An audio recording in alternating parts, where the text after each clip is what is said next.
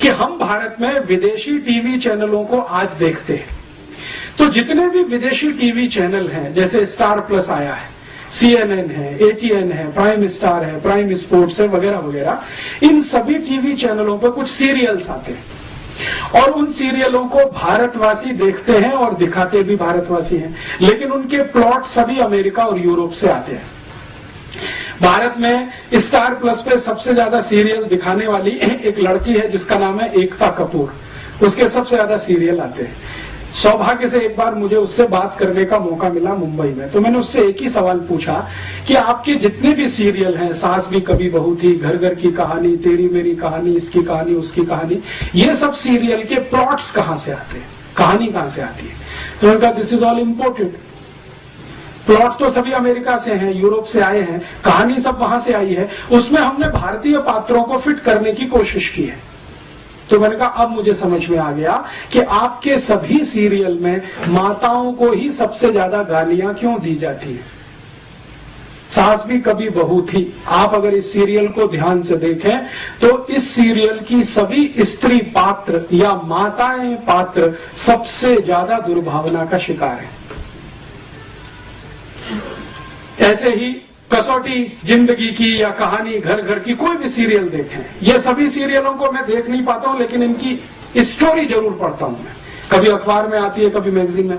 तो उन सब सीरियलों में एक माता दूसरे के खिलाफ षड्यंत्र कर रही है, दूसरी तीसरे के खिलाफ, तीसरी चौथी के खिलाफ, ननद भाभी के खिलाफ, भाभी ननद के खिलाफ, माता जो है किसी और के खिलाफ। इसी तरह के षड्यंत्र षड्यंत्र षड्यंत्र माताओं के बीच में सबसे ज्यादा, पुरुषों में कुछ कम, क्योंकि ये सब इम्पोर्टेड प्लॉट्स हैं, यूरोप से आए हैं मेरे, तो वहां तो माता तो कुछ है नहीं, तो उसके खिलाफ षड्यंत्र भी हो तो कोई महत्व की बात नहीं। यहाँ तो बहुत कुछ उसी पर निर्भर है, लेकिन हमने चूंकि आयातित किया हुआ है, उसको हिंदुस्तान का थोड़ा मिर्च मसाला लगा के पेश किया हुआ है, तो सभी सीरियल उसी तरह के दिखाई देते हैं।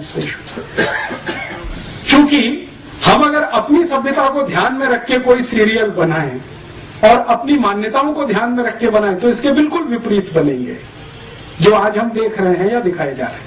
अच्छा, मैंने जब इनको कहा कि एकता कपूर को कि आप कोई भारतीय मान्यताओं के आधार पर भी, तो उनका आप प्लॉट बना के दे दीजिए, हमारी दिमाग में तो आता नहीं है, क्योंकि हमने तो जो पढ़ा लिखा है वो सब कुछ इसी तरह का है, मॉडर्निज्म का, यूरोपियनिज्म का, अमेरिकनिज्म। एकता कपूर यूरोप में पढ़ के आई है, थोड़े दिन अमेरिका में रह के आई है, तो वो कहती है कि ज्यादा कुछ हम जो देखते रहे वो यहाँ पे बनाते हैं।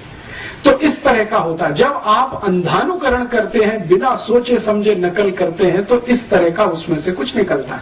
फिर हम अपना सिर पीटते हैं, अरे हमारी संस्कृति का नाश हो रहा है, सभ्यता का नाश हो रहा है। वो तो होगा ही, क्योंकि बिना सोचे समझे तो आप ये सब कर ही रहे हैं। कोई विचार तो होता नहीं, कोई बहस तो होती नहीं, कोई मुहाविसा तो होता नहीं इस देश में, ऐसे ही चलता जाता है। तो एक मात्र सत्तात्मक समाज हमारा, एक पितृ सत्तात्मक समाज उनका। अब कौन अच्छा कौन बुरा इसमें नहीं जाना चाहिए, वो अलग हम अलग। अब अलग अलग मान्यता और सभ्यता के लोग अलग अलग मान्यता और सभ्यता के ही कार्य करेंगे, तभी कुछ अच्छा होगा, नहीं तो उसमें से कुछ खराब ही निकलेगा। घालमेल करेंगे, फ्यूजन करेंगे तो खिचड़ी बनेगा।